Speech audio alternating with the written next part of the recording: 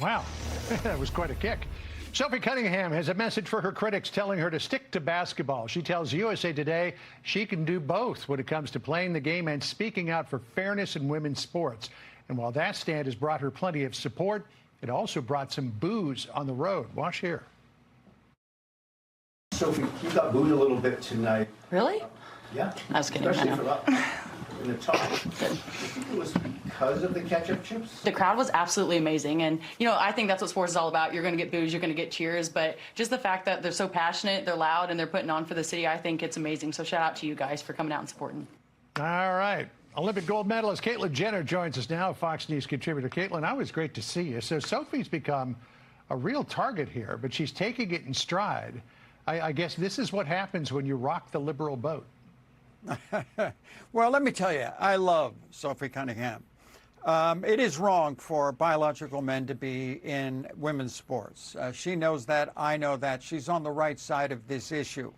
But anytime you get involved in something that's kind of controversial, you're going to get criticized. Mm-hmm. And today, with social media and all the things that are out there, you have to be strong. You have to kind of, if you know you're on the right side, you have to kind of self-sacrifice yourself and put yourself out there to do the right thing, but you are going to get criticized.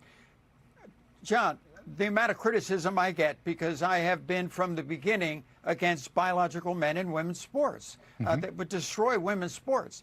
Do you know how much criticized I get all the time, especially on social media? I don't care, to be honest with you, because I know I'm doing the right thing and I know it's wrong. And that's exactly what Sophie Cunningham is doing. You know, the WNBA will not make a decision. They even said in their last board meeting, they don't have a definition of what a woman is. Well, yeah. I'll tell you what, John, I'll tell you what the definition is, okay? And I can fix this problem in 2 seconds. XX, you're in. XY, you're out. It's that simple. And so we just have to keep pushing. Yeah, but at the same time, I mean, that sounds very logical. But then you have coaches, like the coach of the Golden State Valkyries, saying in sports right now there's too much hate that's going on, too much hate speech. I would highly suggest people lead with love. Minnesota Lynx coach Cheryl Reeve, I have said this before, trans kids belong. And I think, as we're seeing sort of politically in this country, they found a talking point that people are buying into. And the only thing I ask is that people educate themselves further on these issues and what we're capable of doing together. People need to educate themselves on this issue. You are in a unique position to educate us, so educate us on this issue. What happens when you take an XY athlete and put them on an XX team? I am the most educated person in the world on this issue. What happens? What happened in the last Olympics? We still let biological men, remember the boxer? I think it was from Algeria. Yep. A boxer came in there, was XY, okay, and was banned from the International Boxing Association from competing because she was XY, and come in and just got in there and just beat the hell out of a lot of these women. It winds up going on and winning the gold. That's wrong. We have to stop it. Just because if you allow this to happen, it will slowly over time destroy, and I mean destroy, women's sports.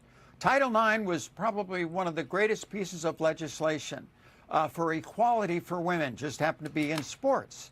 And it's made such an impact on women's sports in our country and around the world that we have to continue that, and we have to continue to support it. By letting biological men in, it will slowly destroy it, especially the next generation of young girls who want to play in sports. And I encourage that. But they're going to go, well, I don't want to play in girls' sports because I'd have to play against the boys. And slowly, Title IX would be destroyed. And that would be a shame. We have to stay with biological women. Biological women will be in women's sports only. XX, you're in. XY, you're out. Yeah. And then we have to stick it. And then I will continue to support Sophie Cunningham and the other people that are on that side of the issue. And you know what? To the critics, I understand the issue extraordinarily well, and it's wrong. Yeah. Absolutely wrong. Well, this debate is going to go on. Hey, I just want to do a clarification with Amani Khalif, the Algerian boxer you referred to. The International Boxing Association disqualified her after reports that the SRY gene, which designates male characteristics, was found in the Y chromosome. But she has maintained and continues to maintain that she is a female. So I just want to make sure we get that clear. Caitlyn, And that's fine. And that's fine. She can go on. But as far as qualifications to be able to compete, they just can't allow it. Yeah, well, it's all going to change in the next Olympics because they are going to do genetic testing. So Yeah, we'll see how that the works out. NCAA has changed their rules in 2025 that you have to compete in the gender you were born with. Basically, Yep. you have to be XX. Last year, the Olympic Committee did the exact same thing. Mm-hmm. So the pendulum is coming in our direction. It's still going to take a little bit of work. But you won't see that in the next Olympics. There won't be any trans athletes in there. Caitlyn, that was great to catch up with you and get your take on things because you do have a lot of experience in this. I appreciate it. And it's good to see you, John. All right, you too.